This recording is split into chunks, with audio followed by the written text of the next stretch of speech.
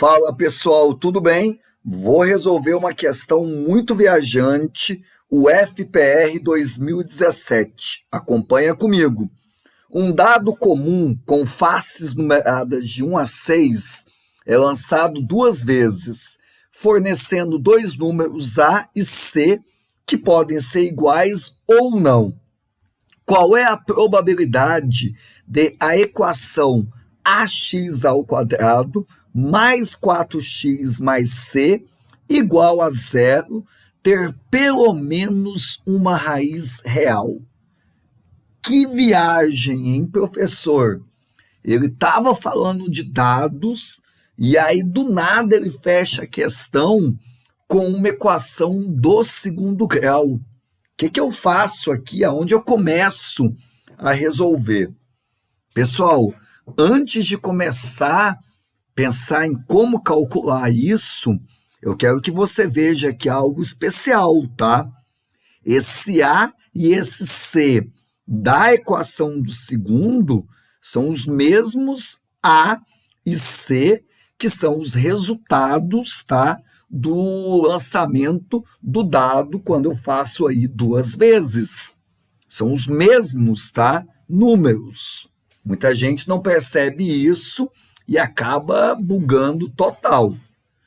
Bom, para começar essa questão, eu vou pegar essa equação aqui que ele deu e vou pensar nessa condição. Ter pelo menos uma raiz real. Pessoal, uma rápida revisão aqui, hein? Lembra que quando delta é igual a zero, eu tenho duas raízes reais e iguais. Falar reais e iguais é como se fosse equivalente a ter uma raiz real só. Falar que o delta é positivo significa falar que as duas raízes são reais, tá? E distintas. E o delta negativo é quando não tem raiz real. Muito bem. Quando ele diz pelo menos uma raiz real, ele quer dizer que no mínimo tem que ter uma raiz real. Então, pensando nessa condição, a única possibilidade que o delta ele não pode ser nessa equação é delta negativo. Porque o delta negativo significa que não tem raiz real. E isso aqui não pode ocorrer. Ou vai ser zero, quando as duas são iguais e reais, ou vai ser maior do que zero, quando elas são distintas e reais.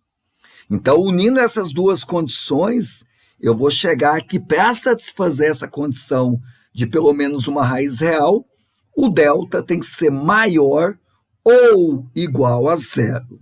Isso aqui vai ser fundamental para conseguir resolver a questão, hein? Professor, como é que calcula o delta mesmo? B ao quadrado menos 4ac. Muito bem. Vou calcular o delta aqui para você. O B é 4, fica 4 ao quadrado, 16. Menos 4 vezes A, que eu não tenho, e o C aqui também, que eu não tenho. Achei a sentença do delta, eu vou voltar aqui e impor essa condição, que ele tem que ser maior ou igual a zero. Eu vou isolar esse A vezes C, para a gente ver o que vai acontecer. O 16 muda de lado, fica menos 16. Aqui está negativo antes da desigualdade, vou multiplicar por menos 1, e aí vou inverter o sentido da desigualdade. Muda o sinal e também muda o sentido da desigualdade. Passo 4 para lá dividindo, meus amigos, eu vou chegar que A vezes C tem que ser menor ou igual a 4. Muito bem. Guarda essa condição, daqui a pouco eu vou voltar, você vai ver que é fundamental aí para matar a questão. Professor, como é que calcula mesmo a ideia da probabilidade? É uma fórmula muito simples, né? Eu sempre penso assim, eu pego o que eu quero que aconteça e vejo quantos casos possíveis eu tenho e divido pelo total de resultados possíveis. Gosto muito de usar essa fórmula, tá? Então eu vou fazer isso. Vou olhar caso por caso. Começo aqui com o denominador, o total de resultados possíveis. O total de resultados, pessoal, são todas as possibilidades para os números A e C. Como o A e o C são os resultados, tá, do lançamento do dado, quando eu faço isso 2 vezes, eu vou pensar o seguinte: na primeira vez que eu lanço o dado, eu tenho 6 possibilidades. Pode cair qualquer um de 1 até 6. No segundo dado, também, total de possibilidades aqui de 1 até 6. E aí, pelo princípio fundamental, eu vou multiplicar, eu vou ter 36 o quê? Resultados possíveis. O meu total, tá? Foi tranquilo, pensei aí na ideia de resultados, tá? Dos lançamentos do dado.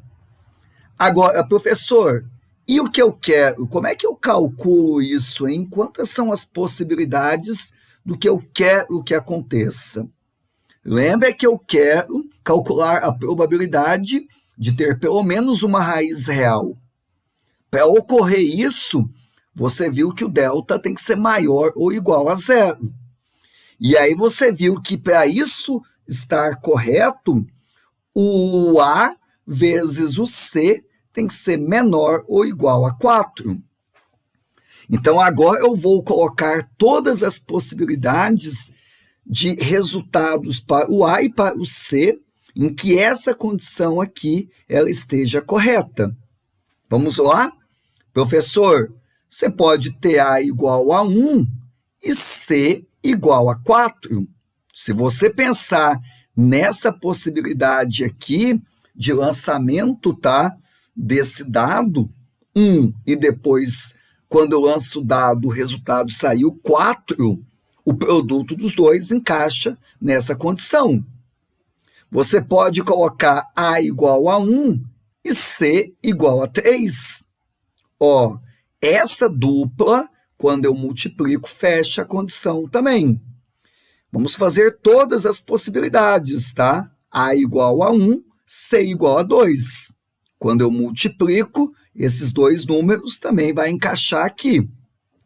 Posso ter A igual a 1 e C igual a 1. Também, professor, vai dar certo. Agora, vamos lá. Posso pensar em quem mais, hein, pessoal? A igual a 2 e C igual a 1. Essa dupla, ela também funciona, tá? A ordem aqui importa, tá? 1 e 2, 2 e 1 vai importar. Se o A for 2 e o C for 1, também vai encaixar aqui. A igual a 2 e C igual a 2. Se você multiplicar, também vai dar certo. Agora, com A igual a 2, o C já não pode ser 3, porque se eu multiplicar, passa de 4. Então, aqui eu vou tentar A igual a 3. E aí o C pode ser igual a 1. Também vai fechar. E por fim aqui eu já vou falar para você que a última possibilidade vai ser A igual a 4 e C igual a 1. É a última possibilidade. Se A for 4, C ele não pode passar de 1, porque aí vai furar isso aqui. Professor, conta para mim quantos resultados eu tenho aí, tá? No lançamento desse dado 2 vezes. Eu tenho 1, 2, 3, 4, 5, 6, 7, 8. Existem 8 possibilidades do que eu quero que aconteça. Que o produto dos dois números seja menor ou igual a 4. Para fechar a nossa conta, a probabilidade, o que eu quero, tenho 8 possibilidades, num total de 36. Quando você simplifica para mim, divide por 4 aqui 2, divide por 4 aqui 9, 2 sobre 9. E se você olhar, a alternativa C de caçadores de vagas. Questãozinha muito massa, né? É isso, um abraço, que a matemática esteja com vocês.